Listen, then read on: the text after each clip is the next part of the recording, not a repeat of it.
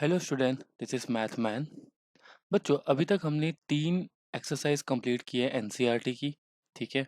और हमने क्या क्या पढ़ लिया है ज़रा वो बता देते हूँ। कॉन्करेंट ऑफ ट्राइंगल्स क्या होता है, ठीक है, और उसकी सफिशिएंट क्राइटेरिया, इनके बारे में हमने अभी तक पढ़ा है। आज हम इस चैप्टर का लास्ट टॉपिक पढ़ेंगे, वो है ट्राइंगल इनइक्वालिटी। बहुत इंपॉर्टेंट टॉपिक है, बच्चों को काफ़ी डिफ़िकल्टी आती है, तो प्लीज़ ध्यान से सुनना और कॉन्सेप्ट को अच्छे से समझना। ठीक है बच्चों। यहाँ पे जो वर्ड आ रहा है वो आ रहा है इनइक्वालिटी। इनइक्वालिटी का मतलब क्या है, पहले तो ये बताओ मुझे। जो चीज़ इक्वल नहीं होती, करेक्ट, जो चीज़ इक्वल नहीं होती या तो वो बड़ा होता है या तो वो छोटा होता है। लेकिन क्या बड़ा और क्या छोटा? तो ट्रायंगल में दो ही तो चीज़ें होती है।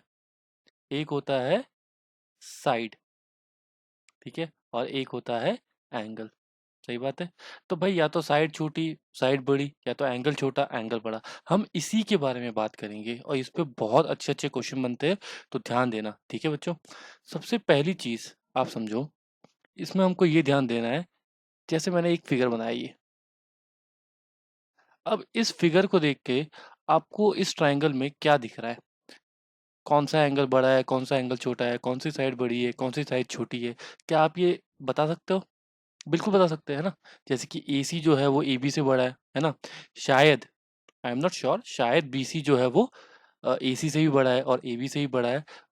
ठीक है। फिर एंगल ये जो B है वो एंगल C से बड़ा है। सही बात है। ये सब चीजें हम बता सकते हैं, तो हमको इसी पे पढ़ना है, इसी टॉपिक पे पढ़ना है। जैसे कि मैंने बनाया ये एक ट्राइंगल, ठीक है, ये A, ये B, ये C। हमको पहले जो टर्म पढ़ना है वो है opposite, opposite side and angle. Opposite side and angle. अगर मैं आपसे पूछूं कि AC का अपोजिट एंगल क्या है, AB का अपोजिट एंगल क्या है और BC का अपोजिट एंगल क्या है, तो वीडियो को पॉज करके मुझे बताओ कि क्या होगा आंसर। देखो बच्चों, AC का जो अपोजिट एंगल का मतलब क्या हुआ, जो सामने होगा, और वो एंगल है B। BC का जो अपोजिट एंगल होगा, जो उसके सामने होगा, वो है एंगल A। और AB का जो अपोजिट एंगल होगा वो है C। समझ में आ रहा है? हमने साइड के रेस्पेक्ट में अपोजिट एंगल फाइंड किया। ठीक है। ये वर्ड बहुत ज्यादा इंपॉर्टेंट है। और सिमिलरली हम उल्टा करेंगे। अब कैसे? ये ट्रायंगल बनाया हमने, ठीक है, ये ABC। मैंने इसको बोल दिया A, इसको कह दिया B, इसको कह दिया C। ठीक है। एंगल का नाम है ABC, जानबूझ के अलग अलग लिया है ताकि कंफ्यूज हो सको। अब मुझे बताओ, एंगल स्मॉल a जो है लिखा है मैंने, उसका अपोजिट साइड क्या है, उसके अपोजिट साइड क्या है? एंगल B की अपोजिट साइड क्या है और एंगल C की अपोजिट साइड क्या है? वीडियो को पॉज करके बताओ। देखो, एंगल A है, उसकी अपोजिट साइड है AC। एंगल B है, उसकी अपोजिट साइड है AB। और एंगल C है, उसकी अपोजिट साइड है BC। समझ में आ रहा है? एंगल A की अपोजिट साइड है AC, एंगल B की अपोजिट साइड है AB, और C की अपोजिट साइड है BC। सही बात है। तो यहाँ लिख देते हैं, ये है AC, ये है AB, और ये है BC। समझ में आया? ये चीजें बहुत इंपॉर्टेंट है, बिकॉज अगर ये पहचान में नहीं आ रहा है कि कौन किसके अपोजिट है, तो ये समझ जाओ ये चैप्टर तो फिर मुश्किल हो जाएगा। ठीक है। तो आगे बढ़ते हैं। अब पढ़ते हैं हम अपना थ्योरम नंबर 1। थ्योरम नंबर 1 जो है, बहुत ध्यान से सुनना बच्चों, बहुत ध्यान से, ठीक है। थ्योरम नंबर 1 क्या बोलता है कि in a triangle, if two sides, if two sides are unequal, ठीक है, unequal, then the angle, then the angle opposite, the angle opposite to greater side will be greater. समझ में आया? Greater side will be greater. देखो, इसको मैं समझाता हूँ, ये कहना क्या चाहता है। इसका मतलब क्या है, इसका मतलब समझो। जैसे कि मैंने एक ट्रायंगल बनाया, ठीक है, ध्यान से समझना। ये ट्रायंगल है, ठीक है, ABC। हमने कहा अनइक्वल साइड। क्या कहा? अनइक्वल। तो हमने दो अनइक्वल साइड ले ली, एक ले लिया AB और एक ले लिया AC। डेफिनेटली AC बड़ा है। तो यहाँ पे बोल रहा है AC अगर बड़ा है AB से, तो AC का जो अपोजिट एंगल है, एंगल B, वो बड़ा होगा एंगल C से। बिकॉज AB का अपोजिट एंगल है C और AC का अपोजिट एंगल है B। ठीक है। तो ये चीज हमको प्रूव करनी है आज। समझ में आ रही कि अगर कोई साइड बड़ा है किसी और साइड से, तो उसका जो अपोजिट एंगल होगा वो उसके अपोजिट एंगल से बड़ा होगा। समझ में आ गया? अब इसको प्रूव कैसे करें? देखो, तो फिर वो भी देख लेते हैं, है ना? देखो, ये ट्रायंगल हमारा,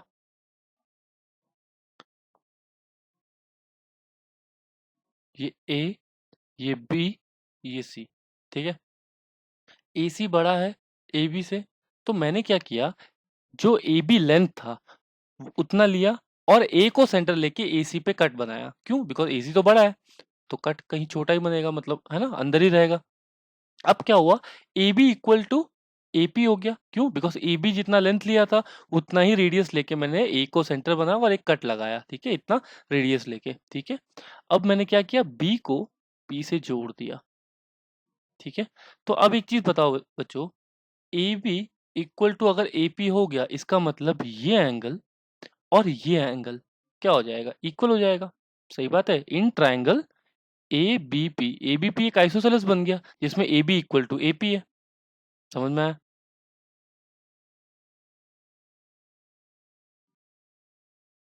तो इसको मैं एंगल 1 और इसको भी एंगल 1 कह सकता हूं मैं, कोई दिक्कत नहीं है, ठीक है?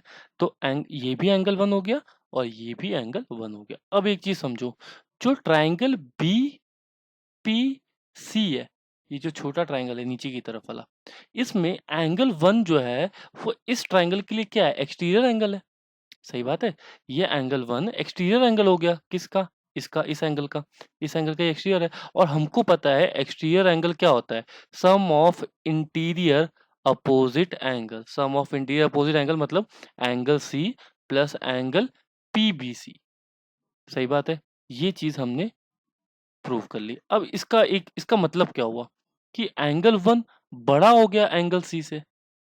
एंगल 1 तो एंगल C से बड़ा हो गया। क्यों? बिकॉज़ फाई इक्वल टू क्या होता है, 3 प्लस 2 होता है। तो भाई फाई तो बड़ा होगा ना 3 से। बहुत सिंपल सा लॉजिक है। एंगल 1 जो है वो एंगल C से बड़ा होगा। ये चीज़ हमको समझ में आ गई है।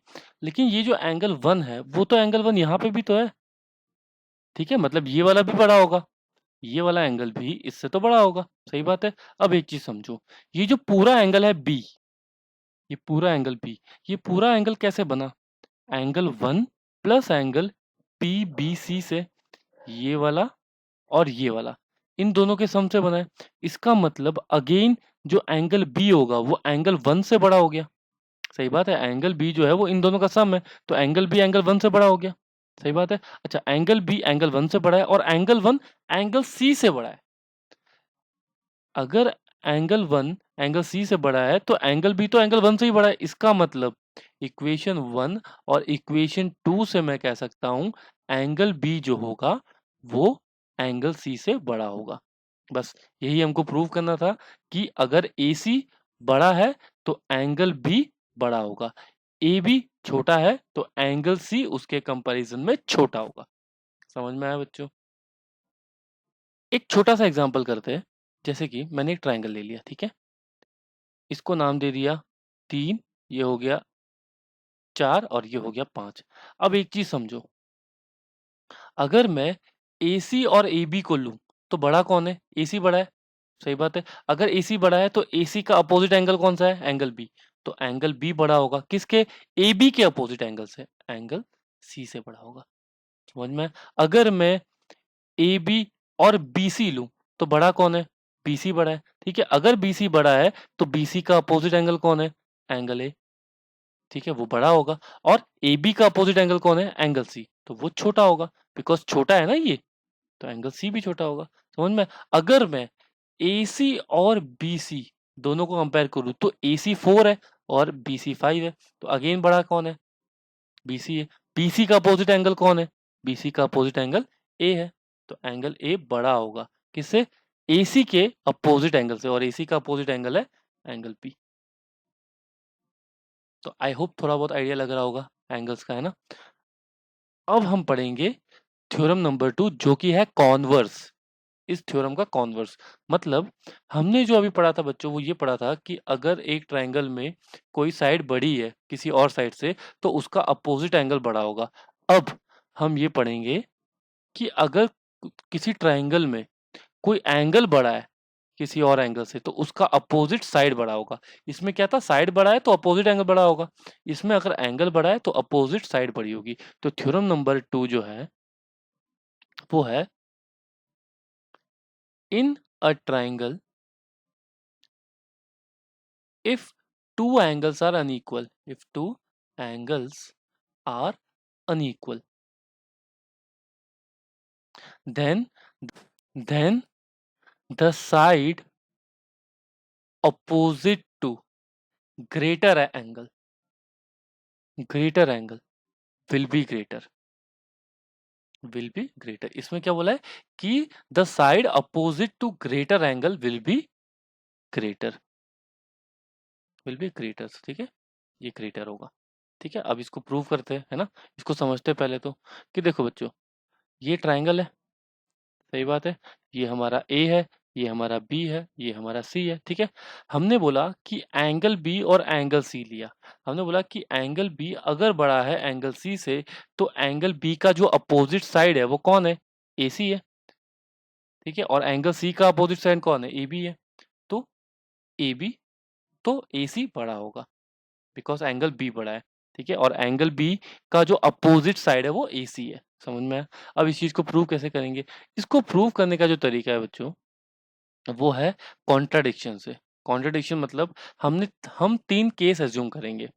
पहला केस, ए बी जो है वो बड़ा है एसी से।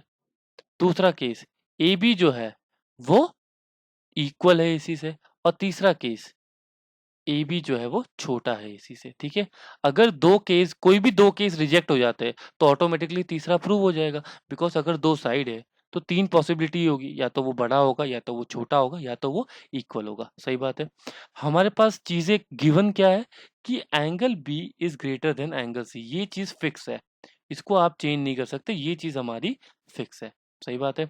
सबसे पहला केस हम लेते हैं ए बी इक्वल टू ए सी। इसको समझना, ए बी इक्वल टू अगर ए सी होगा, एक चीज समझो, अगर ए बी इक्वल टू अगर ए सी होगा तो ये तो आइसोसेलेस ट्राइंगल हो गया, इसका मतलब angle B equal to angle C हो जाएगा। लेकिन हमारे पास गिवन क्या है, angle B is greater than angle C, मतलब ये गलत हो गया। सही बात है। सेकंड केस लेते हैं, A B is greater than A C. A B जो है वो बड़ा है ए सी से। तो अभी अभी हमने थ्योरम नंबर 1 पढ़ा था कि अगर कोई साइड बड़ा होता है तो उसका अपोजिट एंगल बड़ा होगा। तो ए बी का अपोजिट एंगल क्या है, एंगल सी, मतलब एंगल सी बड़ा होगा एंगल बी से। लेकिन गिवन क्या है, एंगल बी बड़ा है एंगल सी से। समझ में आ रहा है। तो ये भी रिजेक्ट हो गया, तो ऑटोमेटिकली प्रूफ क्या होगा, A B will be smaller than A C.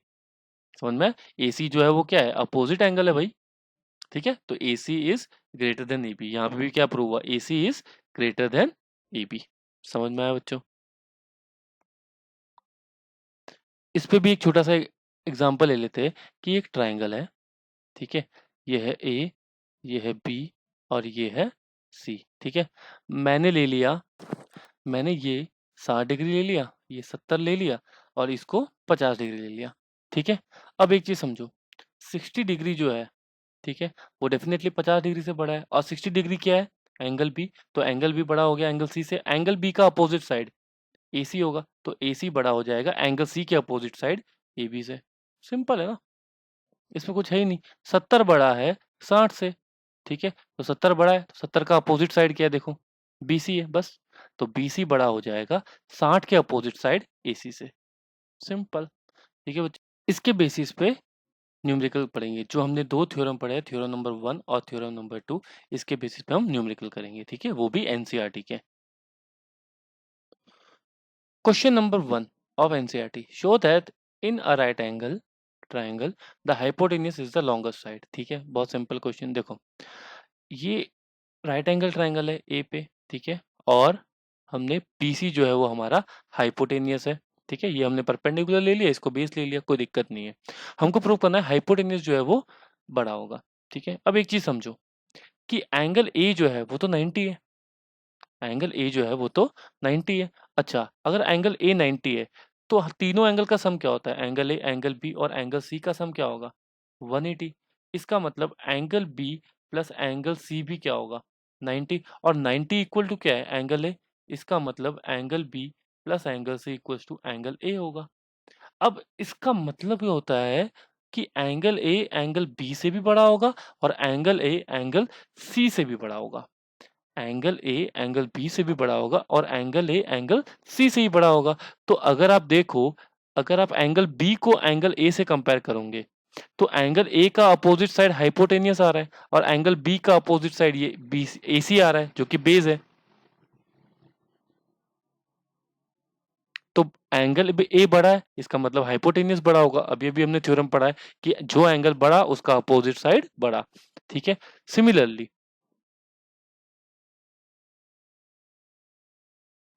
Angle A angle C से ही बड़ा है, तो एंगल सी ये रहा और एंगल ए ये रहा। एंगल सी का अपोजिट साइड परपेंडिकुलर है और ए का अगेन हाइपोटेनियस है। तो दोनों केस में क्या हो रहा है कि एंगल ए बड़ा है, तो हमने अभी भी पढ़ा है if angle are greater than the side opposite that angle will be greater. तो इसमें क्या हो गया, हाइपोटेनियस बड़ा आ गया।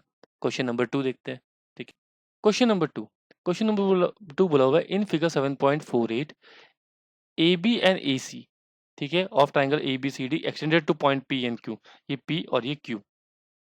Also P B C is less than Q C B. ये जो पी बी सी है ये लेस देन है क्यू सी बी से। ठीक है, हमको प्रूव करना है ए सी जो है वो बड़ा होगा ए बी से, ये वाली साइड जो है वो इससे बड़ी होगी। अब एक चीज समझो, हमको ये प्रूव करना है AC जो है वो AB से बड़ा होगा। अगर हम एंगल B को एंगल C से बड़ा प्रूव कर दे तो हमारा काम हो जाएगा। अगर एंगल B एंगल C से बड़ा होगा तो हमारा जो थ्योरम है, थ्योरम नंबर 2, कि भाई एंगल बड़ा हुआ तो उसका अपोजिट साइड बड़ा होगा और एंगल B का अपोजिट साइड AC है, C का AB है। ठीक है, तो हमको ये प्रूव करना है। तो हम ये कैसे प्रूव करेंगे, देखो बच्चों, angle PBC is less than angle QCB, ये स्टेटमेंट लिख देते हैं पहले, है ना, जो गिवन है। अच्छा, PBC जो है वो ABC का एक्सटीरियर एंगल है, बाहर वाला। इसका मतलब एंगल A और एंगल C का सम होगा। इसका मतलब मैंने लिख दिया यहाँ पे angle A plus angle C। ठीक है, ये वाला एंगल A और ये वाला एंगल C। सिमिलरली ये जो QCB है ये भी एक्सटीरियर एंगल है, तो इसकी जगह पे क्या लिख सकते हैं, angle A plus angle B. ठीक है, ये वाला एंगल और ये वाला एंगल, बस एंगल ए और एंगल ए कैंसिल, मतलब एंगल बी जो है, एंगल बी जो है वो बड़ा है ना, angle B will be greater than angle C. बस यही हमको प्रूव करना था कि angle B is greater than angle C, तो हो गया प्रूव। ठीक है, और एंगल बी अगर ग्रेटर देन एंगल सी होगा तो उसका अपोजिट साइड ए सी बड़ा हो जाएगा ए बी से। क्वेश्चन नंबर 3 देखते हैं। क्वेश्चन नंबर 3 में बोला हुआ है in figure 7.49 angle B is smaller than angle A, मतलब ये वाला एंगल इस एंगल से बड़ा है। ठीक है, तो angle A is greater than लिख दिया एंगल बी। फिर बोला हुआ है angle C is less than angle D. ठीक है, तो मतलब ये एंगल डी जो है वो बड़ा है एंगल सी से, समझ में? तो पहले तो एक चीज समझो कि अगर मैं ट्राइंगल ए ओ बी लूंगा इसमें, ठीक है, तो एंगल ए बड़ा है, तो एंगल ए बड़ा है तो उसका अपोजिट साइड क्या है, ओ बी है ना। तो OB बड़ा होगा किससे, एंगल B के अपोजिट साइड OC से, सॉरी OA से, है ना।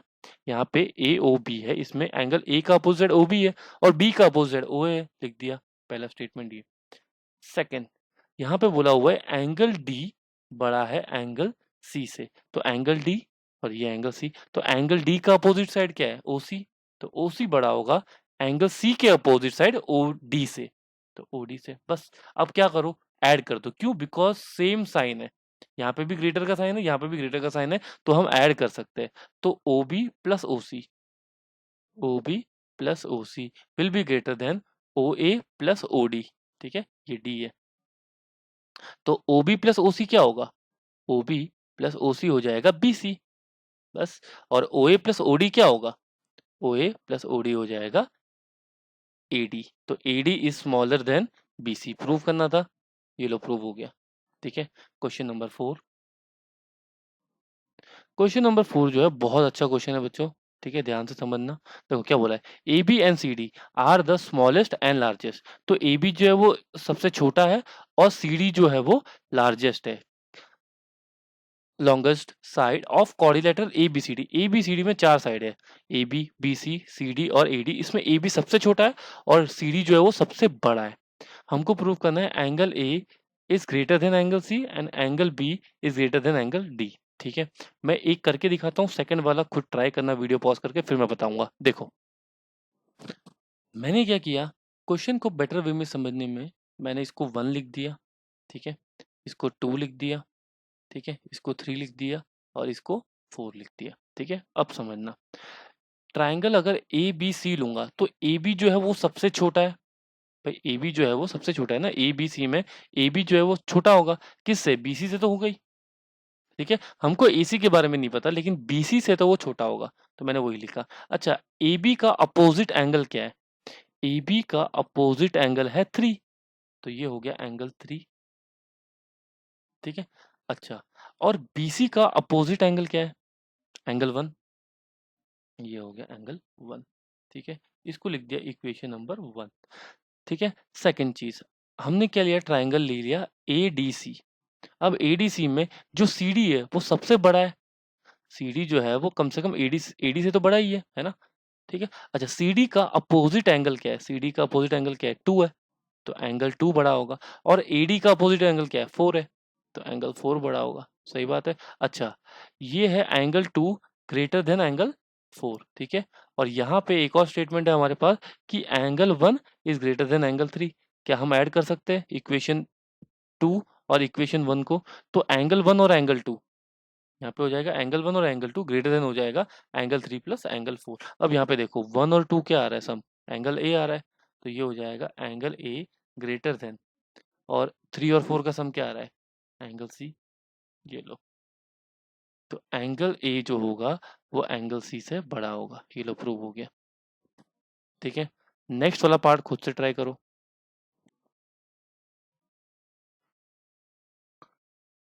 अब सेकंड पार्ट देखो, angle B greater than angle D prove करना है, सेम तरीका, पहले लेबलिंग करो, 1 2 3 4, ठीक है, लेबलिंग कर दो।